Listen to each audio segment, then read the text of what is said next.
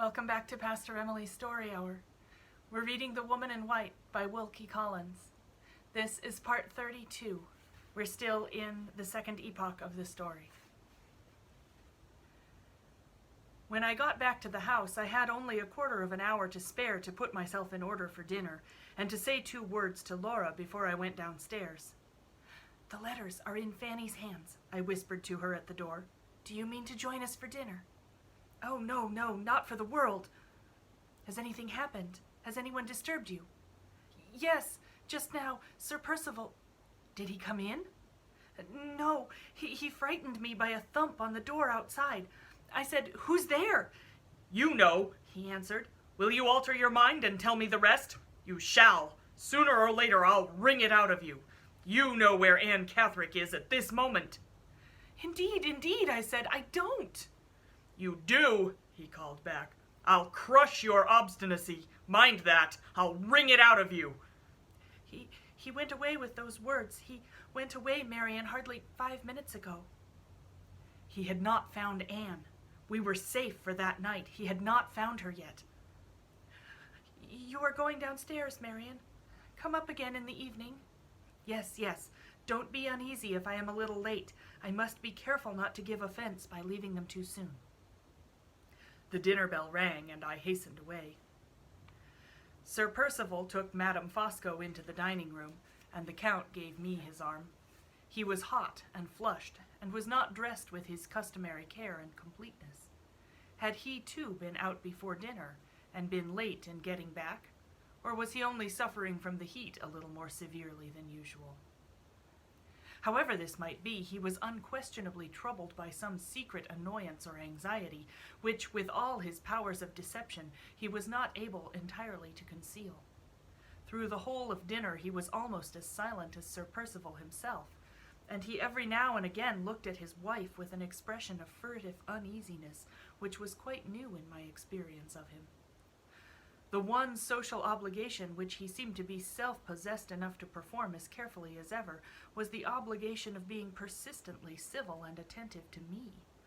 What vile object he has in view I cannot still discover, but be the design what it may, invariable politeness toward myself, invariable humility towards Laura, and invariable suppression at any cost of Sir Percival's clumsy violence have been the means he has resolutely and impenetrably used to get to his end ever since he set foot in this house. I suspected it when he first interfered in our favor, on the day when the deed was produced in the library, and I feel certain of it now. When Madame Fosco and I rose to leave the table, the Count rose also to accompany us back to the drawing-room. "What are you going away for?" asked Sir Percival. "I mean you, Fosco." "I am going away because I have had enough dinner and enough wine," answered the Count.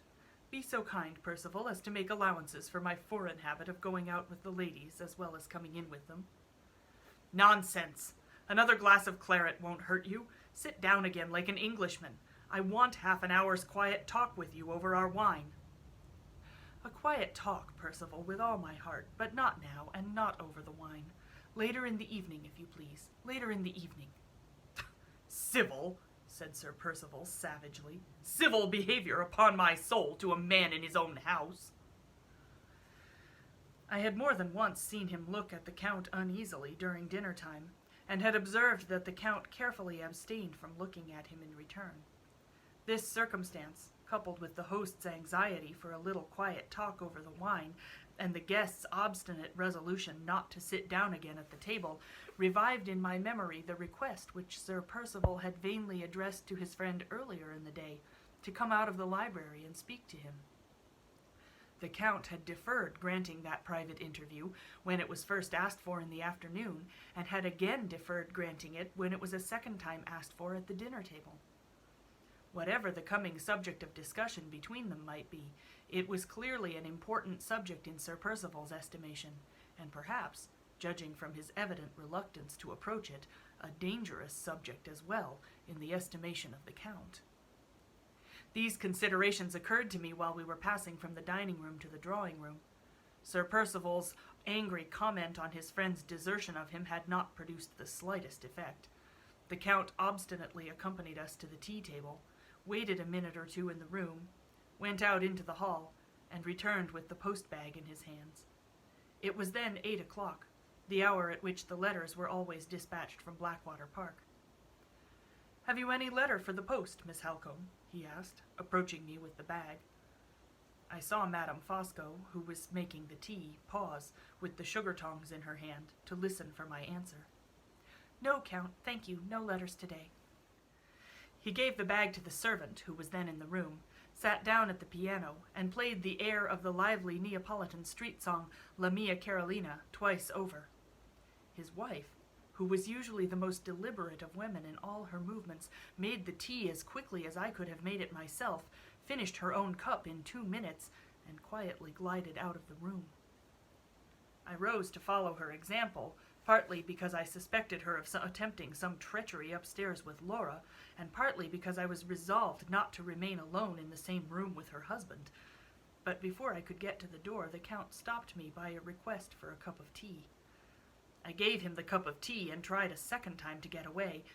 He stopped me again, this time by going back to the piano and suddenly appealing to me on a musical question in which he declared that the honor of his country was concerned. I vainly pleaded my total ignorance of music and total want of taste in that direction. He only appealed to me again with a vehemence which set all further protest on my part at defiance. "The English and the Germans," he indignantly declared, "were always reviling the Italians for their inability to cultivate the higher kinds of music. We were perpetually talking of our oratorios, and they were perpetually talking of their symphonies. Did we forget, and did they forget, his immortal friend and countryman Rossini? What was Moses in Egypt but a sublime oratorio, which was acted on the stage instead of being coldly sung in a concert room? What was the overture to Guillaume Tell but a symphony under another name? Had I heard Moses in Egypt? Would I listen to this, and this, and this, and say if anything more sublimely sacred and grand had ever been composed by mortal man? And without waiting for a word of assent or dissent on my part, looking me hard in the face all the time, he began thundering on the piano and singing to it with loud and lofty enthusiasm, only interrupting himself at intervals to announce to me fiercely the titles of the different pieces of music. "Chorus of the Egyptians in the Plague of Darkness, Miss Halcombe. Recitativo of Moses with the Tables of the Law. Prayer of the Israelites at the passage of the Red Sea. Ha ha! Ha ha! Is that sacred? Is that sublime?" The piano trembled under his powerful hands, and the teacups on the table rattled as his big bass voice thundered out the notes, and his heavy foot beat time on the floor. There was something horrible, something fierce and devilish in the outburst of his delight at his own singing and playing, and in the triumph with which he watched its effect upon me as I shrank nearer and nearer to the door. I was released at last, not by my own efforts, but by Sir Percival's interposition. He opened the dining-room door and called out angrily to know what that infernal noise meant. The Count instantly got up from the piano. "Ha! If Percival is coming," he said, "harmony and melody are both at an end. The muse of music, Miss Halcombe, deserts us in dismay, and I, the fat old minstrel, exhale the rest of my enthusiasm in the open air." He stalked out into the veranda, put his hands in his pockets, and resumed the recitativo of Moses, sotto voce, in the garden. I heard Sir Percival call after him from the dining-room window, but he took no notice. He seemed determined not to hear. That long-deferred quiet talk between them was still to be put off, was still to wait for the Count's absolute will and pleasure. He had detained me in the drawing-room for nearly half an hour from the time when his wife left us. Where had she been, and what had she been doing in that interval? I went upstairs to ascertain, but I made no discoveries, and when I questioned Laura, I found that she had not heard anything. Nobody had disturbed her. No faint rustling of the silk dress had been audible, either in the anteroom or in the passage. It was then 20 minutes to 9. After going to my room to get my journal, I returned and sat with Laura, sometimes writing, sometimes stopping to talk with her. Nobody came near us, and nothing happened. We remained together until 10 o'clock. I then rose, said my last cheering words, and wished her good night. She locked her door again after we had arranged that I should come in and see her the first thing in the morning. I had a few sentences more to add to my diary before going to bed myself, and as I went down again to the drawing room, after leaving Laura for the last time that weary day, I resolved merely to show myself there, to make my excuses, and then to retire an hour earlier than usual for the night. Sir Percival and the Count and his wife were sitting together. Sir Percival was yawning in an easy-chair. The Count was reading. Madame Fosco was fanning herself. Strange to say, her face was flushed now. She, who never suffered from the heat, was most undoubtedly suffering from it tonight. "I am afraid, Countess, you are not quite so well as usual," I said. "The very remark I was about to make to you," she replied. "You are looking pale, my dear." My dear? It was the first time she had ever addressed me with that familiarity. There was an insolent smile, too, on her face when she said the words. "I am suffering from one of my bad headaches," I answered coldly. "Ah, indeed. Want of exercise, I suppose. A walk before dinner would have been just the thing for you." She referred to the walk with strange emphasis. Had she seen me go out? No matter if she had, the letters were safe now in Fanny's hands. "Come and have a smoke, Fosco," said Sir Percival, rising with another uneasy look at his friend. "With pleasure, Percival, when the ladies have gone to bed," replied the Count. "Excuse me, Countess, if I set you the example of retiring," I said. "The only remedy for such a headache as mine is going to bed." I took my leave. There was the same insolent smile on the woman's face when I shook hands with her. Sir Percival paid no attention to me. He was looking impatiently at Madame Fosco, who showed no signs of leaving the room with me.